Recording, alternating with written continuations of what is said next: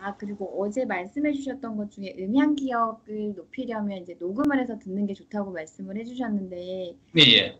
그 사실은 녹음을 해서 저의, 그러니까 예를 들면 뭐, 제가 프랑스어를 말할 때 또 학생들이 한국어를 말할 때 스스로가 말하는 발음은 되게 부정확하잖아요. 그러니까 원어민이 예, 하는 거랑은 되게 다르잖아요. 예, 그렇죠. 예. 그걸 녹음해서 내가 듣는다는 게 나한테 어떤 의미가 있는 건가요? 원음하고 비교하는 거죠. 아, 그 비교의, 예, 그렇죠, 그렇죠, 그렇죠. 원음하고 자기가 녹음한 소리를 들을 때 자기가 또 느낍니다. 뭔가 어색하다는 거예요. 음, 왜냐하면 자기도 그 소리를 원음을 들어왔기 때문에, 그렇죠? 자기 음, 스스로 느끼고요. 네네, 그렇죠? 그게 네, 조금 잘 모르겠다 이런 경우에 원음 한 번 더 틀어보고 음, 다시 자기 목소리 들어보면 확실히 느낍니다. 뭐가 다른지. 그렇죠? 음, 아, 여기서 예를 들면 끝을 올렸구나. 나는 끝을 내렸구나. 라든지. 아, 네네, 내 발음이 부정확했구나. 라든지. 음, 이제는 자기가 쓱 느낀단 말이죠. 그러면 거기에 대해서 다시 한 번 더, 그러면 그 녹음 다시 한번 보는 거죠. 자기가 음, 느꼈으니까. 자기가 네네, 뭔가 다름을 인지하게 되면 그걸 개선할 수 있어요. 음, 다름을 인지하지 못하면 몰라요. 그렇죠? 네네, 보통 어떤 의미냐면 이런 케이스가 있습니다. 한국 사람, 예를 들면 한국 사람 같은 경우는 주로 듣는 소리가 외국 영어를 듣는다 그러면 보통 미국 사람 발음을 많이 듣잖아요. 네네, 영화를 봐도 대부분 뭐 할리우드 영화다 보니까 미국 사람 발음을 많이 들어요. 그러다 보니까 아시아권 같은 아시아권 사람들이 하는 얘기를 영어 발음이 완전 다르잖아요. 네네, 그 얘기를 들으면 잘 못 알아들어요. 음, 이렇게 근데 근데 그 상대방이 자신은 영어에 자신이 있어요. 왜냐하면 그 사람도 마찬가지로 뭐 예를 들면 미국 사람하고만 대화를 했어요. 음, 그래서 미국 사람하고 할 때는 아무 문제가 없었어요. 자기가 얘기할 때 미국 사람이 다 알아들었어요. 그러니까 자신이 있단 말이죠. 예를 들면 중국인이라고 얘기할게요. 네, 중국인이 자기가 미국 사람 얘기할 때 아무런 문제가 없었는데 음, 한국 사람하고 대화할 기회가 생겼어요. 네, 둘 다 영어를 사용하는 거죠, 그때. 네, 이 한국 사람도 영어에 자신이 있어요. 예를 들면. 음, 그런데 이 한국 사람이랑 중국 사람이 영어로 대화하기 시작하면 문제가 생겨버려요. 음, 여태까지 자기가 듣던 영어 발음하고 틀리니까 뭔가 이해 못하는 말들이 많아요. 뭔지 음, 알겠죠? 네네, 예를 들면 우리가 미국 사람이 한국 발음할 때도 마찬가지예요. 네, 한국 미국 사람이 우리 하나라 말을 할 때 발음이 조금 어느 우리가 다 알아들어요. 아, 네네, 왜냐하면 그 문맥이 있으니까 문맥이 네, 있고 자연스럽게 교정해서 자연스럽게 교정해 우리가 알아들어요. 근데 음, 그 소리를 만약에 마찬가지로 중국인이 한국을 배웠다고 가정하면 그 중국인이 한국을 잘한다 가정할 때 이 사람 한국어 소리 들으면 못 알아들어요. 왜냐하면 원어민 발음이 아니기 때문에 네, 못 알아듣는 이런 경우가 많이 생깁니다. 음, 상당히 많이 생겨요. 그러니까 이런 문제를 잘 인식을 못해요, 사람들이. 음, 내가 영어를 얘기하면 상대방도 알아들었을 거라고 생각해요. 왜냐하면 자신이 있으니까. 그런데 실제로 상대방은 못 알아들어요. 근데 이거는 그 사람의 영어 레벨이 그만큼 낮았다, 뭐 낮다고도 할 수는 있지만 꼭 그런 건 아니에요. 음, 항상 우리가 노출된 왔던 건 원어민 발음이 있다는 거죠. 음, 그런데 이게 아니고 예를 들면 여행을 많이 가잖아요. 네네, 만약 한국 사람 마찬가지로 아시아권에 여행 가잖아요. 그러면 영어를 사용한단 말이죠. 네네, 근데 영어를 사용하면 또 그쪽 사람들이 영어를 사용해 오잖아요. 네, 마찬가지로.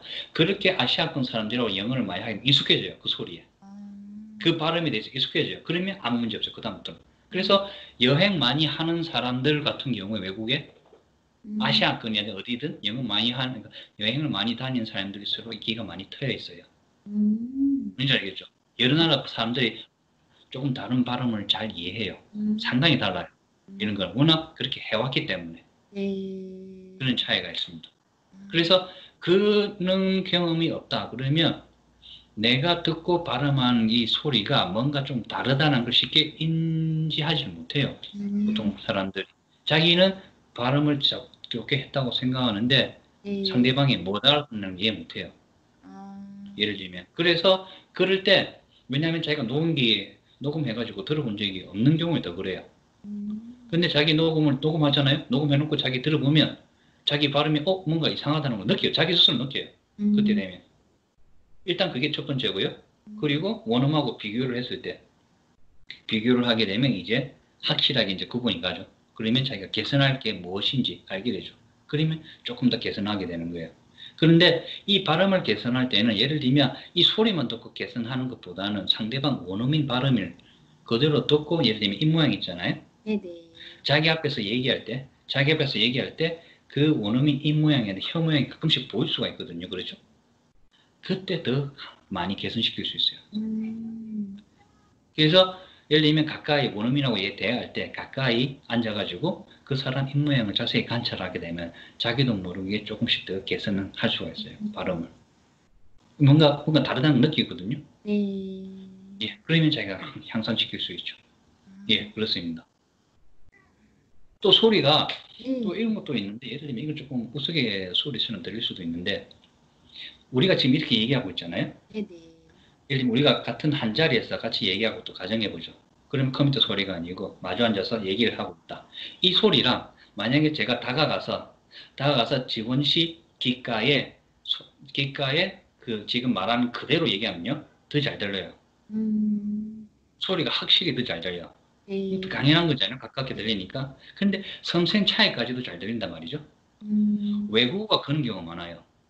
외국어 듣는데 뭔가 그때 제가 가까이 다가가서 예를 들면 저는 그런 시험을 많이 해봤어요. 외국인들한테. 지금 예를 들면 뭐 한국을 배우고 싶다 그러면 제가 한국 얘기하잖아요.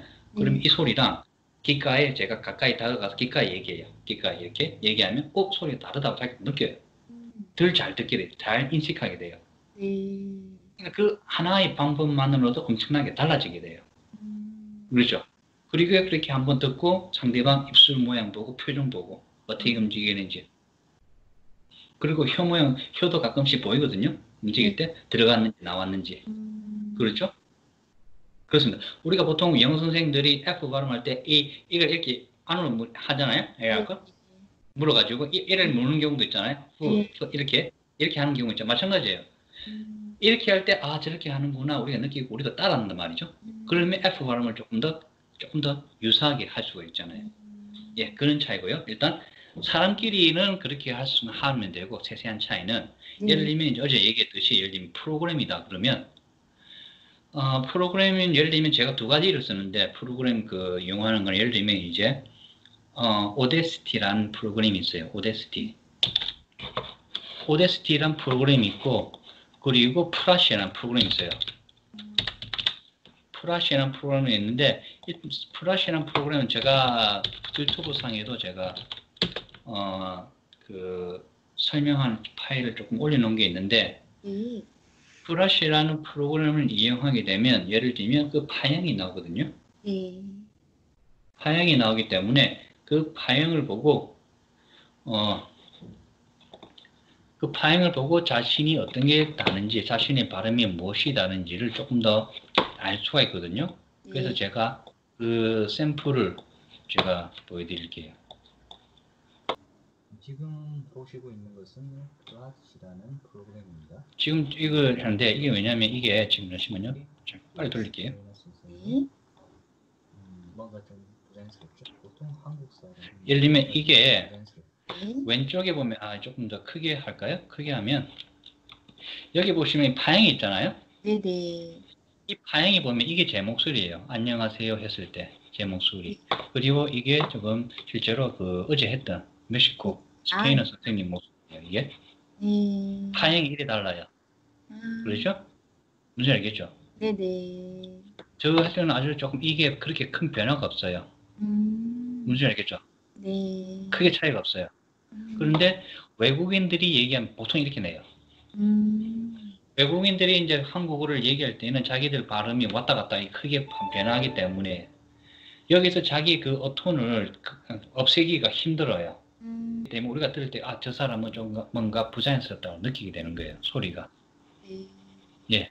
그러면 이걸 파형을 봤을 때 이 파형을 보게 되면 이제 자기가 뭐가 어떤지 뭐가 달랐는지 원어민이랑 다른지 자기가 알게 되죠. 발음이 어떤 차이가 있는지. 알겠죠? 그러니까 이걸 개선하게 되는 거예요. 예를 들면 안녕하세요 할 때 제가 이렇게 보통 평탄한 부주로 가면 자기는 안녕 이 사람이 여기 있으니까 영 했거든요. 여기서 안녕 이게 고음이 됐어요. 여기서 갑자기 예를 들면 이걸 자기가 여기서 내가 이걸 왜 이렇게 했지 하고 자기가 다운시키죠. 이거 소리를 예를 들면 여기서도 마찬가지 안녕 이게 아니고 안녕 펜타나이트의 교정이 가능해요. 스스로 이걸 보고 이 파형을 보고 오는가 이걸 비교를 하게 되면 그래서 이거를 그런데 문제가 있는 게 이 방법을 사용하게 되면 예를 들면 문제가 있는 게 일단은 거부감이 생겨요. 내가 외국어를 배우는 이것까지 해야 되나? 예를 들면 이것까지 해야 되나? 이건 외국어 공부하고 상관 이거 분석할 시간에 예를 들면 내가 한 표현 하나라도 배우는 게 낫지 이런 생각한단 말이죠. 예를 들면 그렇죠? 그쵸. 그런 생각한단 말이죠.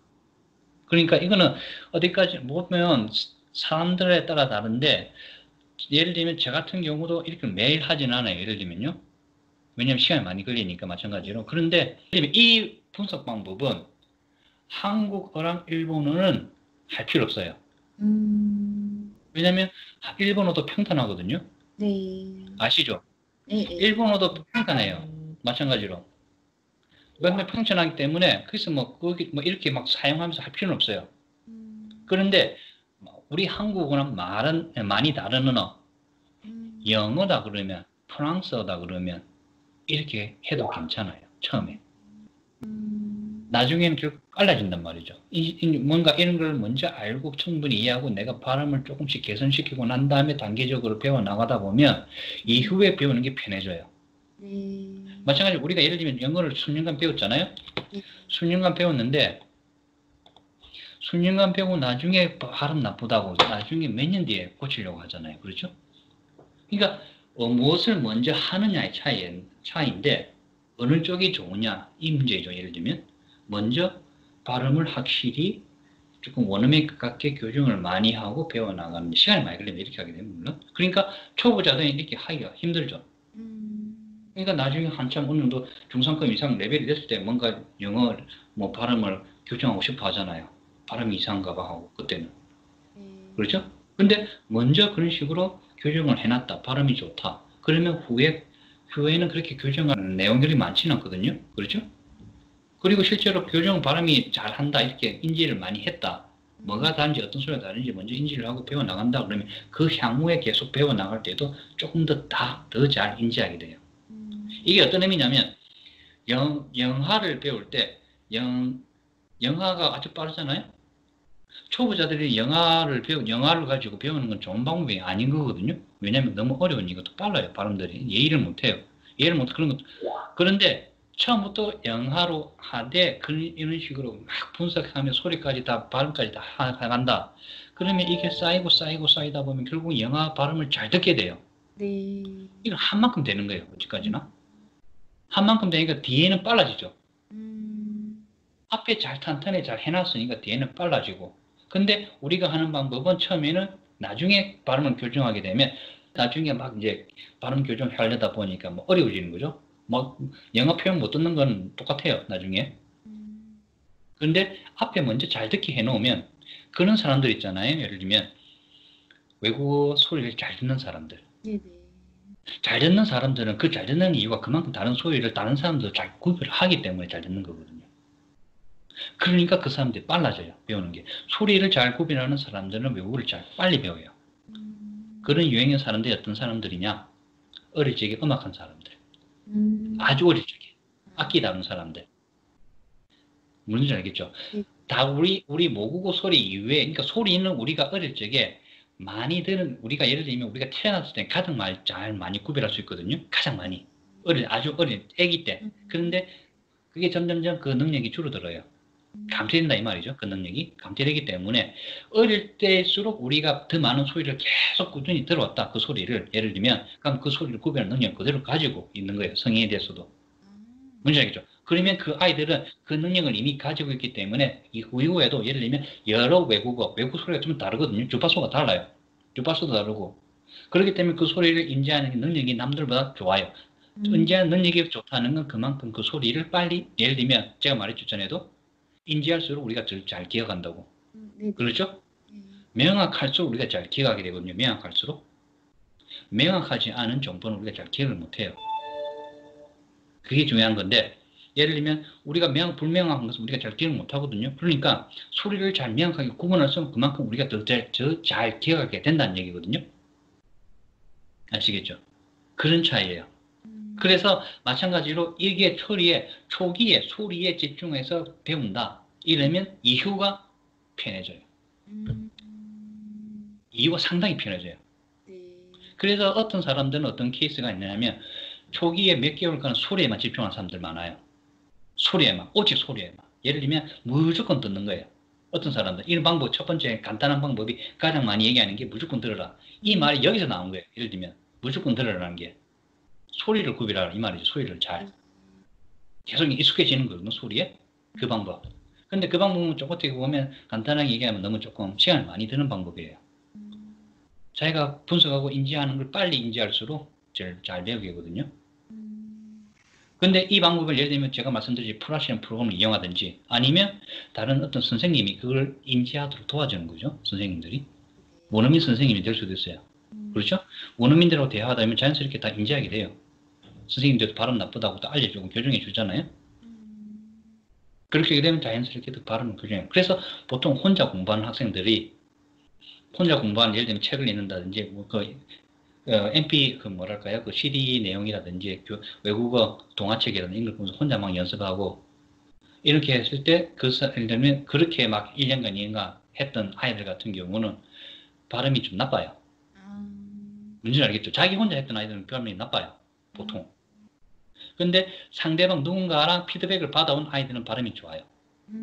원어민하고 예를 들면 대화를 해왔던 아이들은 발음이 좋아요. 실제적으로 예를 들면 그는 네이버상에서 예를 들면 뭐 다계국어 아이들, 영재 아이들 한번 보세요. 네. 차이가 있어요. 혼자 공부 많이 하는 아이들은 발음이 조금 나빠요. 근데 스스로 인지를 못해요. 무슨 지 알겠죠? 네. 그러니까 아이들 같은 경우도 마찬가지로 그 소리를 잘 인지하는 방법은 피드백을 많이 받는 거예요. 피드백. 자기 스스로는 제가 말씀드렸듯이 자기 소리를 잘 인지를 못해요. 무엇이 다른지. 네네. 항상 누군가의 도움이 있으면 잘 인지를 하게 된단 말이죠. 이거는 옛날에 그런 연구 결과도 있었어요. 예를 들면 일본 사람들, 한국 사람들도 마찬가지고 R과 L 발음을 잘 구별 못한다. 이거 혹시 이 연구 자료를 본 적이 있는가요? 이거? 아니요. L과 R. L과 R, 예를 들면 이제 일본 사람들, 학급자들 대상으로 L 들려주고 R 들려주고 실험을 한 적이 있습니다. 그런 실험을 했는데 일본인들이 대부분 다 틀렸어요. 많이 틀렸어요. 그래서 나중에 근데 그 사람들이 틀릴 때마다 피드백을 줬더니 나중에 이게 틀렸구나. 피드백을 단순히 준 그 이유만으로도 그 사람들은 내가 뭔가를 잘못했구나 하고 인지하기 시작했어요.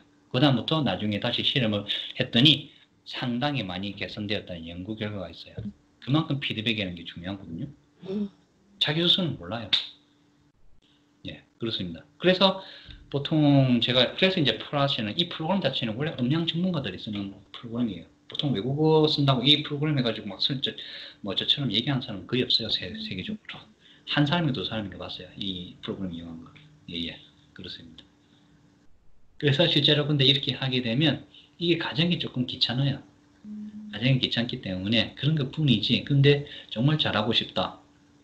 뭐 처음 제가 권해드리는 건 이런 방법은 예를 들면 제일 처음 시작할 때 그 소리를 확실히 구분할 수 있도록 이게 도와주는 게 좋거든요. 그래서 보통 처음에 할 때. 근데 벌써 1년, 2년 배웠다. 이러면 뭐 조금 그렇겠죠. 이걸 다시 시작한다는 게. 저 같은 경우도 이 분석 방법에 대해서는 상당히 지난 시기에 제가 또 알았기 때문에 저 역시도 저에게 그렇게 많이 적용할 수는 없었어요. 마찬가지로. 물론 저는 외국인 원어민들하고 저는 많이 대화를 한 그런 쪽이었기 때문에 타인들보다 타인들 저는 어떻게 뭐 학원 이런 것도 아니고 보통 저는 외국어를 배운 케이스가 원어민들하고 직접적인 대화를 했었거든요. 직접적인 대화를 해왔기 때문에 바로 만나가지고 스카이프도 하고 그리고 직접 예를 들면 이제 그 한국에 온 외국인들을 만나가지고 그 사람들하고 계속 연습하게 되었어요. 저한테 이제 가르쳐 주는 거죠. 그러면 바로 1m 정도 거리를 두고 바로 그 앞에서 대화를 하면서 이제 했기 때문에 그래서 제가 말씀드린 뭐 입무용이라든지 이런 걸 갖다가 조금이라도 제가 설명을 할 수 있는 부분이에요. 이 부분에 대해서는. 이게 경험이죠. 경험이 쌓이면 갈수록 누구라도 다 알게 되는 자연스러운 건데 보통 이제 한국 학생들은 이제 보통 이제 직접 만나서 수업도 보통 잘 안 하는 케이스가 많기 때문에 학원에서는 또 멀잖아요. 단체 수업이고. 그러다 보니까 이런 기회를 가질 기회가 별로 없죠. 그나마 유일한 게 예를 들면 스카이프 수업. 스카이프 수업은 지금 우리끼리 하고 있지만 우리가 상대방 입모양이 이래서 막 입모양만 계속 쳐다보고 있지는 않거든요. 그게 좀 어려워요. 그래서 또 하민이의 얼굴이 또 자꾸 그러니까 그런 것도 없지 않았고 소리가 또 달라요. 컴퓨터로 오가 이제 이 컴퓨터로 오가는 소리는 그렇게 완전히 깨끗한 소리가 아니거든요. 맞아요. 소리가 좀 다릅니다. 예, 그런 차이가 있습니다. 그래서 이걸 이제 설명하는 이유는 이제 예를 들면 이제 이 소리의 중요성에 대해서 제가 얘기를 하고 싶었던 거예요. 네. 이걸 이해하느냐 못하느냐에 따라서 상당히 달라지거든요. 항상 소리는 중요해요. 그래서 보통 외국어를 잘 배우기 위해서는 소리를 먼저 정복하는 게 가장 중요해요. 그렇잖아요. 우리 옛날에 일제시대 때 일본어를 읽지는 못하지만 일본어를 할 수 있는 사람들이 상당히 많았어요. 그런 차이죠. 읽지는 못하는데 소리는 듣고 다 이해하고 이제 대화가 가능해지거든요. 소리만으로도. 실제로 아직까지도 이 지구에는 문맹인 사람들이 많아요. 네네. 아주 많아요. 말은 되는데. 프랑스에 그만큼 생각이 많더라고요. 프랑스에는 꽤 많겠죠. 아무래도 뭐 전 세계적으로 많아요. 보통 한 10%, 20% 가까이 되는 걸로 알고 있어요. 10%, 20% 사이 왔다 갔다. 그러니까 한국에는 그만큼 문맹률이 적은데 비율이 높고 보니까 타국에서는 엄청나게 많은 걸로 알고 있어요. 예, 그렇습니다. 가끔 외국인과 대화하다 보면 저 외국인은 내가 말하는 소리를 처음인데도 불구하고 상당히 인식을 잘 한다는 사람이 있을 거예요. 그런 케이스가 유독 남들보다 뛰어나게 있어요. 그럼 제가 물어보는 질문이 두 가지예요. 예를 들면 집안 환경 어릴 때 음악 했는지 안 했는지. 그럼 대부분 다 맞아요.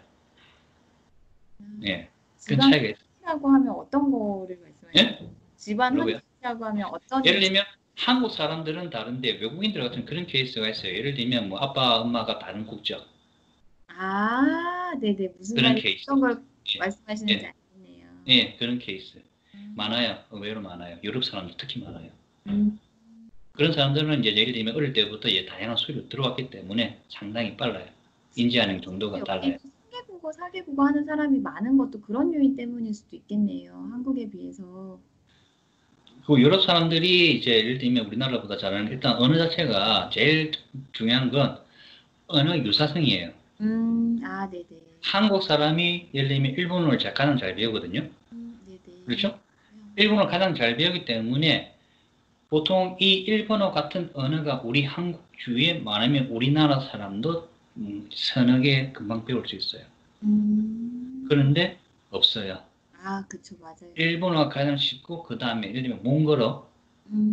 몽골어가 쉽다면 저도 몽골은 자세히 뭐예요? 몽골어도 쉽게 배울 수 있다고 그러더라고요. 예를 들면 몽골어 아니면 예를 들면 이제 중국어. 중국어가 될 수 있는데 중국어 예를 들면 우리가 일본어를 배울 수 있는 정도만큼 중국어는 쉬운 게 아니에요. 네네. 예를 들면 프랑스 같으면 우리는 프랑스라든지 스페인어 네네. 그러면 그리고 예를 들면 이제 포르투갈어, 이탈리아 이 정도로 완전히 가까운 언어는 일본어밖에 없단 말이죠. 우리한테는. 뭔지 알겠죠? 네네. 아주 가까운 그렇게 유사성이 아주 큰 언어는 일본어밖에 없어요. 중국어는 조금 더 조금 그래도 가깝긴 하지만 그래도 조금 더 어려워요. 뭔지 알겠죠? 네. 그래도 그나마 우리가 중국까지는 그래도 잘 배울 수 있어요. 그래서 우리가 할 수 있는 건 3개. 유럽 사람들은 보통 그런데 예를 들면 아까 제가 얘기했지만 프랑스어, 스페인어, 포르투갈어, 이탈리아 벌써 이것만 해도 4가지예요. 엄청나게 유사성이 있어요. 그렇죠? 그리고 지리적 기권 상당히 붙어 있잖아요. 어딘지 왔다 갔다 할 수 있어요. 우리는 조금 뭐 중국도 그렇고 떨어져 있잖아요. 비행기 타야 돼요. 저 사람들 버스를 타는 있잖아요. 상당히 가까워요. 그러다 보니까 지리적 이점도 있고 그렇죠?